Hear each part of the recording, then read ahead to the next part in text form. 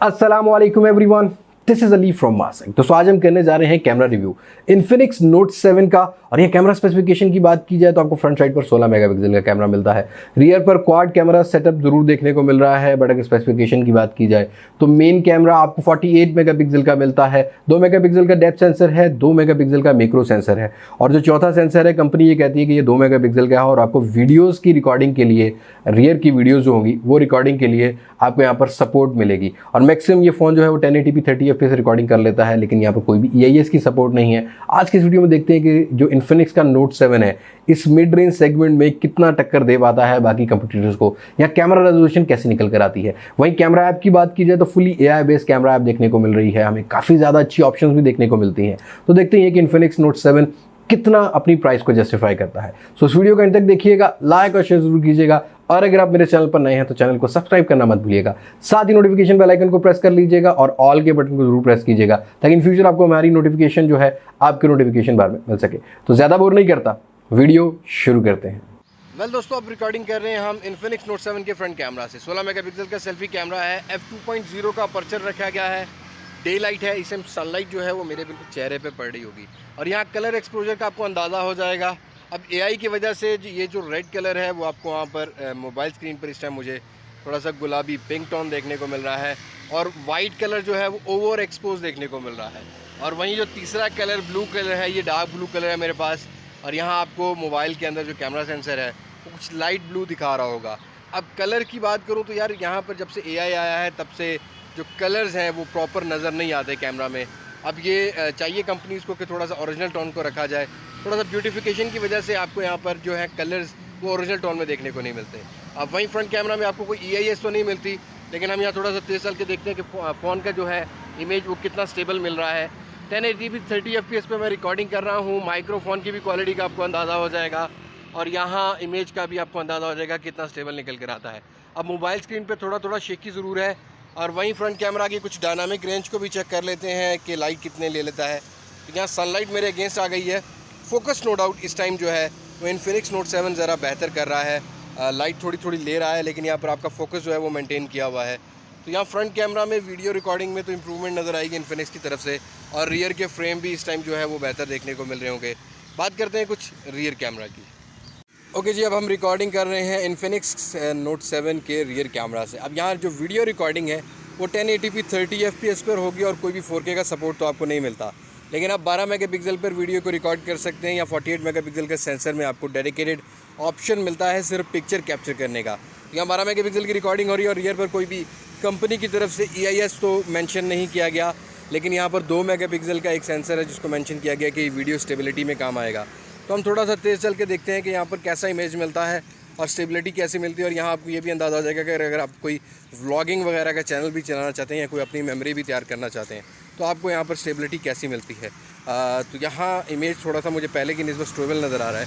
वहीं हम फोकस को भी चेक कर लेते हैं कि ये फ़ोन जो है वो फोकस कितनी जल्दी लॉकआउट कर लेता है।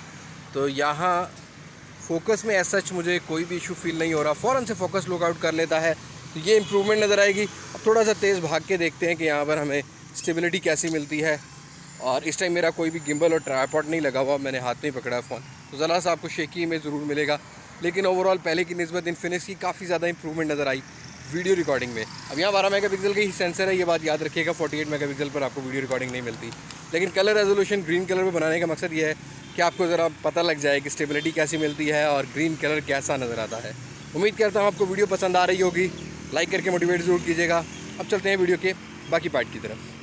वेल दोस्तों, इन्फिनिक्स नोट 7 में आपको 120 फ्रेम पर सेकंड पर स्लो मोशन भी मिल जाता है। टिकटॉक की वीडियोस वगैरह रिकॉर्ड करने के लिए या स्टेटस लगाने के लिए आपको फ्रेम इनफ देखने को मिलेंगे। अब मिड रेंज सेगमेंट में आपको मैक्सिमम इसी तरह का कुछ स्लो मोशन मिलता है, तो यहाँ पर आपको कॉम्प्रोमाइज़ जरूर करना होगा। एक 720p का पिक्सल देखने को मिलता है, डिटेल इनफ है, लेकिन फिर भी कहूँगा 720p पिक्सल के साथ डे लाइट में ही आप स्लो मोशन को रिकॉर्ड कर सकते हैं। नाइट मोड में आपको काफ़ी ज़्यादा लैग और फ्रेम ड्रॉप्स देखने को मिलेंगे।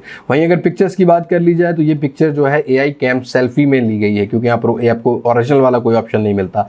AI कैम का मिलता है, थोड़ा सा ओवर ब्राइटर होगा। कलर्स जैसे आपको वीडियोस में शर्ट का कलर चेंज देखने को मिल रहा था, वैसा ही आपको कुछ पिक्चर्स में भी देखने को मिल रहा है। अब यहाँ अगर इस पिक्चर को जूम इन करने के बाद हम डिटेल की बात करें तो हेयर्स की डिटेल ऊपर वाली साइड पर फोरहेड वाली साइड पर इनफ मिली, लेकिन जो बियर्ड की डिटेल है वो लॉस्ट की इन्फिनिक्स नोट 7 ने। अब डे लाइट में ये कंडीशन है तो नाइट मोड का आगे चल के बात करते हैं। यहाँ अगर बात कर ली जाए कुछ पोर्ट्रेट शॉट्स की, अब यहाँ बुके का बहुत ज़्यादा इशू मिलेगा क्योंकि आपको फ्रंट साइड पर कोई डेडिकेटेड डेप्थ सेंसर नहीं मिलता, AI के थ्रू ही आपको बुके मिलता है। तो यहाँ बुके में एजेस का इशू देखने को मिला और वही ओवर ब्राइटर इमेज देखने को मिला, थोड़ा सा ब्राइटर इमेज देखने को मिला। अब उसके लिए है कि आप टैप करके ISO को थोड़ा सा कम कर सकते हैं या आप अपर्चर को थोड़ा सा कम कर सकते हैं, उसके बाद आपको पिक्चर थोड़ी सी बेटर मिल जाएगी। डिटेल जो है वही हमें एजेस जो हैं वो आपको एयर की साइड पर और आपको बियर्ड की साइड पर ज़रा इशू ज़रूर देखने को मिलेगा फ्रंट साइड पर।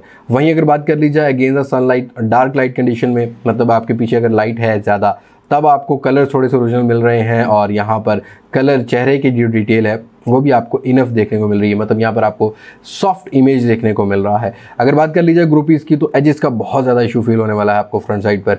यहाँ पर मुझे ज़रूर फोकस अच्छा किया हुआ है, लेकिन रियर का आप नोटिस कर पा रहे होंगे कि आपको एजेस जो हैं वो प्रॉपर देखने को नहीं मिल रहे। अगर बात कर ली जाए कुछ नाइट मोड की, अब ये आर्टिफिशियल लाइट कंडीशन में पिक्चर को कैप्चर किया गया है।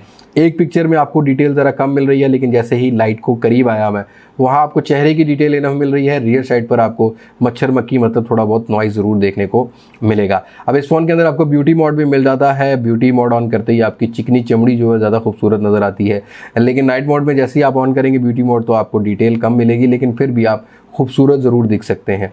लेकिन अगर बात कर ली जाए यहाँ पर डेडिकेटेड फ्लैश तो फ्रंट साइड पर कोई भी नहीं दिया गया, लेकिन आपको स्क्रीन की जो लाइट है, एक बड़ी स्क्रीन है 6.95 इंचेस की, स्क्रीन की लाइट इनफ काम करती है, अच्छी आपको यहाँ पर रेंज देखने को मिल जाती है फ्लैश लाइट की।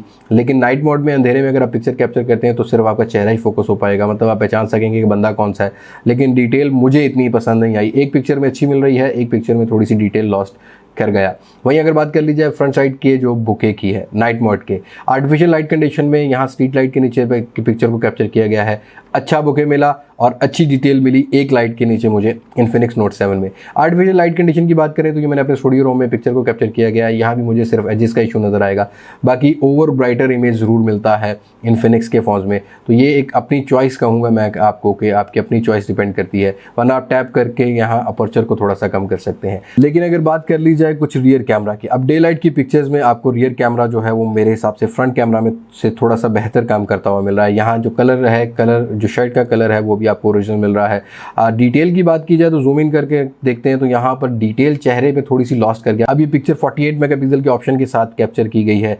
यहाँ आपको डिटेल दूर तक तो ठीक है, लेकिन जैसे आप जूम इन करेंगे थोड़ा सा आपको डिटेल ज़रा कम देखने को मिलेगा। लेकिन अगर इस पिक्चर की बात की जाए तो क्लोजअप शॉट में नो डाउट इन्फिनिक्स नोट 7 ने मुझे काफ़ी इंप्रेस किया। यहाँ पर पेटल्स और जो फ्लोर है उसकी डिटेल हमें काफ़ी अच्छी देखने को मिल रही है, इवन सीड्स भी हमें अच्छे देखने को मिल रहे हैं, तो यहाँ डिटेल इनफ मिली मुझे। क्लोजअप शॉट में इवन रियर का बुके जो है क्लोजअप शॉट में मुझे काफ़ी बेहतर मिला। अब अगर इस पिक्चर की बात की जाए तो यहाँ पर आपको डेडिकेटेड 12 मेगापिक्सल की भी पिक्चर मिल सकती है और 48 मेगापिक्सल की भी। अब डिफरेंस क्या है वो मैं बात करता हूँ। तो यहाँ पर 12 मेगापिक्सल की ये पिक्चर कैप्चर की गई है। अब इसको जूम इन करके देखते हैं तो यहाँ हमें डिटेल अच्छी देखने को मिल रही है, काफ़ी अच्छा जूम करने के बाद भी मुझे 12 मेगापिक्सल की जो ऑप्शन के साथ है, मतलब विदाउट 48 मेगापिक्सल ऑप्शन के साथ डिटेल इनफ देखने को मिली। लेकिन इसी लाइटिंग कंडीशन में, सेम कंडीशन में 48 मेगापिक्सल ने मुझे थोड़ा सा यहाँ पर निराश किया, मतलब आपको यहाँ पर डिटेल 48 मेगापिक्सल के साथ कम देखने को मिली। जूम इन करने के बाद भी आपको डिटेल ज़रा कम देखने को मिलेगी। यहाँ तो डे लाइट पर मैं आपको रेफर करना चाहूँगा कि आपकी लाइटिंग कंडीशन पे डिपेंड करता है, हाथ आपको स्टिल रखना होता है। अब आप नोटिस कर पा रहे होंगे इस पिक्चर पर कि जो ये फ्लोर के पीछे वाला फ्लोर है उसके पेटल्स को अच्छा फोकस किया है इस फ़ोन ने, लेकिन यहाँ पर आपको टैप करके फोकस करना होगा 48 मेगापिक्सल के ऑप्शन के साथ, फिर आप अच्छी पिक्चर्स को कैप्चर कर सकते हैं।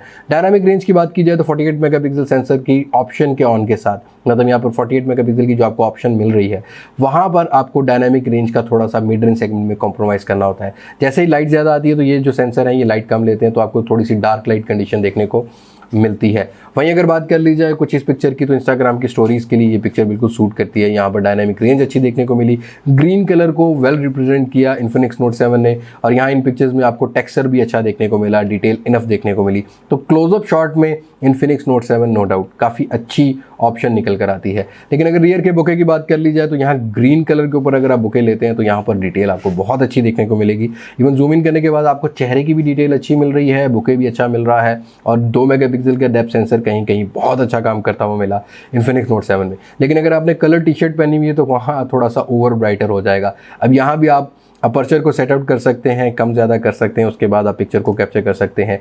लेकिन इस पिक्चर की जूम इन करने के बाद मुझे डिटेल ज़रा लॉस्ट मिली, शायद पीछे ऑब्जेक्ट ज़्यादा थे तो इन्फिनिक्स नोट 7 थोड़ा सा परेशान हो गया कि मैंने इस बंदे को कैप्चर करना है या पीछे वाले ऑब्जेक्ट्स को, तो यहाँ इस पिक्चर में मुझे थोड़ा सा इशू देखने को मिला।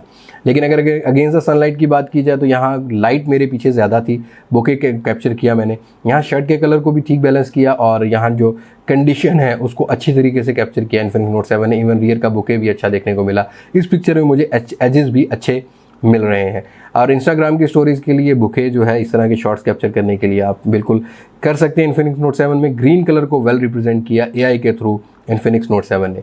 मैक्रो शॉट्स की बात की जाए तो 2 मेगापिक्सल का सेंसर मिलता है। ज़्यादा डिटेल तो नहीं बोलूँगा लेकिन मेरी एक्सपेक्टेशन से ज़्यादा यहाँ पर डिटेल मिली मुझे इस पिक्चर में, और अगली पिक्चर में भी ऐसा रहा कि यहाँ पर आपको जो डिटेल है वो इनफ देखने को मिल रही है। लेकिन आपको टैप करना होता है मैक्रो शॉट के ऑप्शन के ऊपर, फिर आप अच्छी पिक्चर्स को कैप्चर कर सकते हैं। लेकिन जैसे ही आपके पास ऑब्जेक्ट ज़्यादा होंगे आपको डिटेल ज़रा कम मिलेगी यहाँ पर मैक्रो शॉट्स में। लेकिन अगर नाइट मोड की बात की जाए तो यहाँ पर आपको रियर साइड पर क्वाड एलईडी लाइट मिल रही है। रेंज ज़रूर ठीक देखने को मिल रही है, काफ़ी ज़्यादा वाइड रेंज मिलेगी फ्लैश लाइट की रियर साइड की, लेकिन यहाँ फ्लैश लाइट ऑन करते ही डिटेल आपको ज़रा कम देखने को मिलेगी। ओवरऑल मैं बैलेंस ही कहूँगा क्योंकि नाइट मोड में हमें कॉम्प्रोमाइज़ करना होता है कि पिक्चर्स के ऊपर, क्योंकि फ्लैश लाइट के साथ आप मैक्सिमम ऑब्जेक्ट को ही फोकस कर सकते हैं।